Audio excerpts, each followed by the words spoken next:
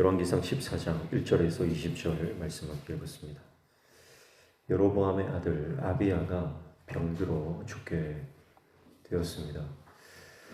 그는 아들의 병이 나을 수 있는지 알아보기 위해서 자신의 아내를 변장시켜서 아이야 선지자에게로 보냅니다. 정체를 숨기는 거죠. 아이야 선지자는 여로보암이 왕이 될 것을 이미 예언했던 그런 선지자입니다. 그래서 아이야가 이 아이의 미래를 살지 죽을지 알 것이다 그렇게 생각한 것이죠. 당시에 아이야는 나이가 많아 늙었습니다. 그래서 눈이 어두웠다 이렇게 말씀을 하고 있습니다. 보통 눈이 어두웠다 그러면 영적으로도 어두운 것을 내포하고 있는데 아이야 선지자는 그렇지 않았던 것 같습니다. 왜냐하면 눈은 어두웠지만 하나님의 말씀이 그에게 임하고 있는 장면을 볼 수 있기 때문에 그렇습니다. 하나님께서는 여로보암의 아내가 방문할 것임을 미리 알게 해주시고 그에게 전할 메시지, 그 심판의 말씀까지 그에게 말씀해 주십니다. 여로보암은 직접 선지자에게 가지도 못하고 아내를 보내면서도 아내의 정체를 숨깁니다. 왜 그러냐면 여로보암은 이미 유다의 선지자를 통해서 심판의 메시지를 들었던 터라 아이야 선지자도 자신을 향한 심판의 메시지를 분명히 할 것이다 이렇게 예상을 했던 것 같습니다. 그러니까 자신의 아내를 보냈다는 것은 여로보암에게 그 메시지를 전달할 수 있기 때문에 그렇죠. 그래서 아이야 선지자를 속이기 위해서 하나님을 속이는 거죠. 그래서 정체를 철저히 숨기고 변장한 채 아이야 선지자를 이 아내가 만나게 됩니다.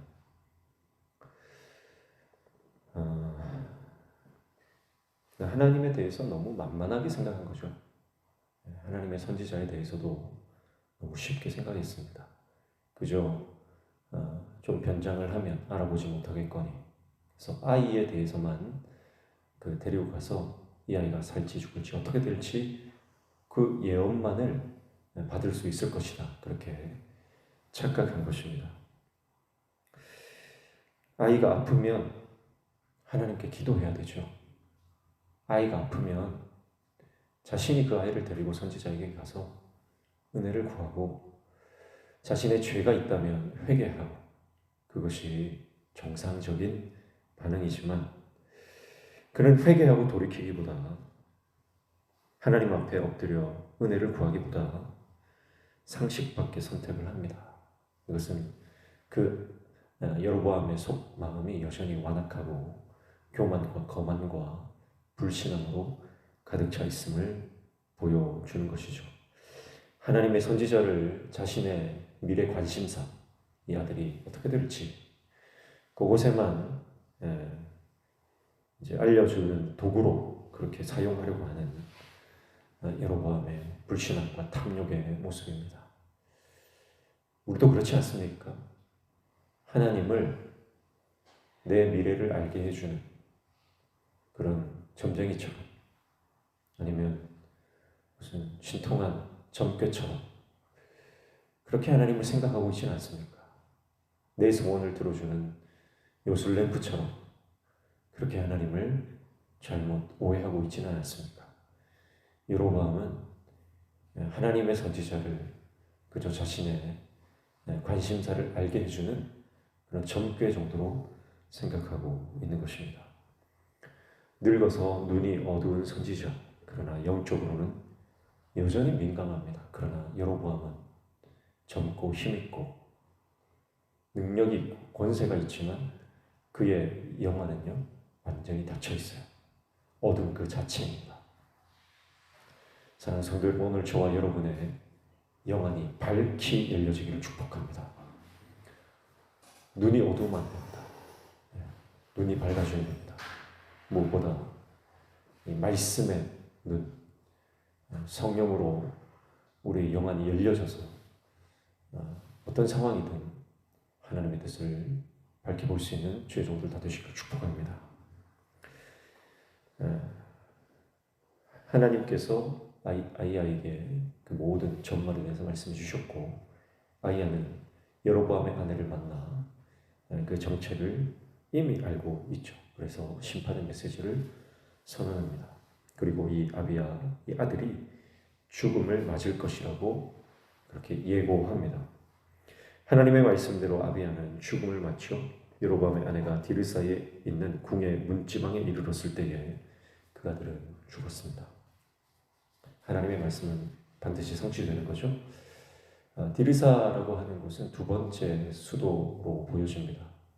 이때쯤에 원래는 세겜이 수도였는데 디르사로 옮기게 되고요. 몇 대에 걸쳐서 이 디르사가 수도로 계속해서 유지되다가 나중에는 사마리아가 북이스라엘의 수도가 되고 마지막까지 수도로서 자리매김하게 됩니다. 어쨌든 이 궁에 이르렀을 때에 그 아들이 죽었고요. 그 아들의 이 이른 죽음은요, 차라리 그 이후에 예언된 혹독한 심판에 비하면 차라리 은혜인 것처럼 보일 만큼 여로보암 그 가문의 이후의 스토리는요 굉장히 암울합니다. 그래서 차라리 지금 죽는 것이 축복으로 보여지는, 어쩌면 이 참 비참한 그런 상황에 놓여져 있는 것이죠. 여로보암과 이스라엘은 흔들리는 갈대처럼 열강들 사이에서 불안한 나날들을 보내다가 결국은 강 건너 흩어지게 될 것이다. 그래서 아수르에 의해서 멸망하게 되는 최후를 맞이하게 될 것입니다. 오늘 본문은 이러한 잔혹한 하나님의 철저한 심판이 선언되고 난 이후에 여로보암 왕의 죽음을 말하고 있습니다. 여로보암은 통치 20년 만에 죽게 됩니다. 19절 20절 보십시오. 여로보암의 그 남은 행적 곧 그가 어떻게 싸웠는지와 어떻게 다스렸는지는 이스라엘 왕 역대시록에 기록되니라. 여로보암이 왕이 된 지 20년이라. 그가 그의 조상들과 함께 자매 그의 아들 나답이 대신하여 왕이 되니라. 그렇게 말해요. 자, 여로보암이 죽고 나서 이후에 있는 모든 왕들, 그 왕들을 평가할 때 그 왕들이 누구의 길을 갔느냐 할 때 사용되는 사람이 바로 여로보암입니다. 그래서 어떤 왕이 여로보암의 길을 갔다 그러면 그가 하나님 앞에 불순종하고 우상을 섬기고 패역한 그런 왕이었다라고 하는 것을 이 여로보암의 길이라고 하는 이 한 문장을 통해서, 단어를 통해서 대변해 주는 것이죠. 그러니까 여로보암은 20년 왕으로 등극해서 왕위에 있었지만 여로보암의 길이라고 하면 그것이 불신앙의 아이콘, 불신앙의 대명사가 될 만큼 그는 불명예스러운 삶과 죽음이 된 것을 볼 수가 있습니다. 그러니까 어쩌면 차라리 왕이 되지 않았으면 더 좋았을 사람, 차라리 그저 평범하게 그 인생을 탁월한 사람 아니었습니까? 유능한 인재 아니었습니까? 그렇게 살아갔으면 더 나을 뻔했던 사람. 그러나 왕이 되고 나서 저주를 받고 왕이 되고 나서 그 인생이 불명예스러운 삶의 대명사가 되는 그 어마어마한 이 저주를 받은 사람, 그 사람이 바로 이 여로보암입니다. 불순종과 죄악의 아이콘 여로보암의 길이라는 불명예, 얼마나 안타까운 인생입니까?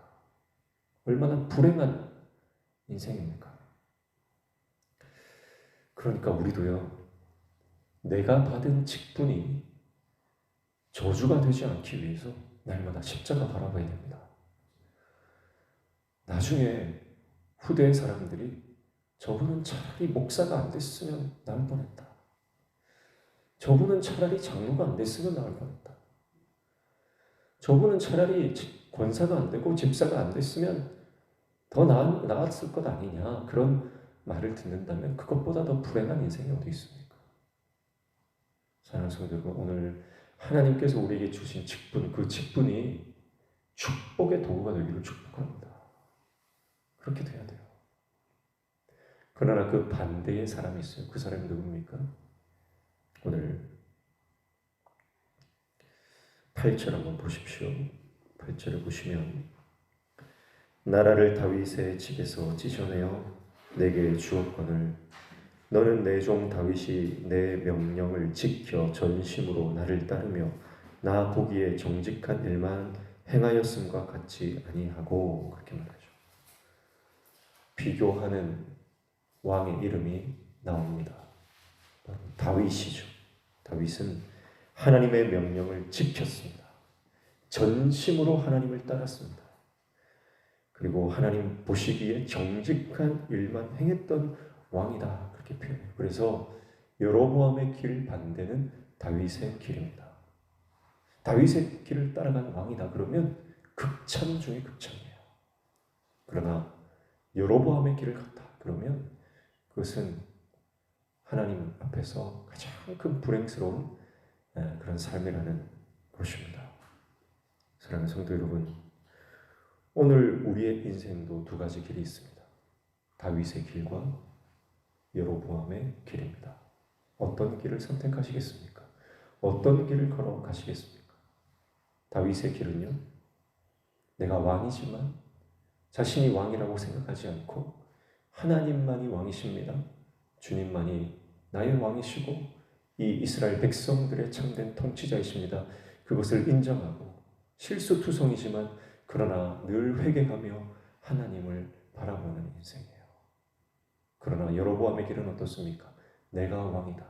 내가 주권자다. 내가 모든 것이다. 그렇게 교만하여 하고 싶은 대로. 그래서 여로보암만큼 일관되게 악한 길을 간 왕도 드문 거예요. 회개할 마음 없이, 돌이킬 생각도 없이 원하는 대로 살아가는 인생. 나에게 주어진 힘과 권력과 이 영향력을 가지고 자기 마음대로 살아가는 인생. 그것이 바로 여로보암의 길입니다. 사랑하는 성도 여러분, 오늘 저와 여러분이 여로보암의 길을 떠나 다윗의 길로 갈 수 있는 지혜자, 하나님의 신실한 종 다 되시기를 예수님의 이름으로 축복합니다. 기도하겠습니다. 이스라엘 왕들을 평가하는 지표로 사용되는 두 척도 다윗의 길과 여로보암의 길. 하나님, 오늘 우리가 악한 여로보암의 길을 떠나 다윗의 길로 행할 수 있는 하나님의 종 되게 도와 주시옵소서. 오늘 이 아침에도 주님 앞에 나와 말씀 붙잡고 기도할 때 우리의 영안이 열려지게 하시고 우리 삶에 막혀진 모든 문들 형통하게 열려지고 이루어지는 은혜를 허락하여 주시옵소서. 예수님의 이름으로 기도하옵나이다.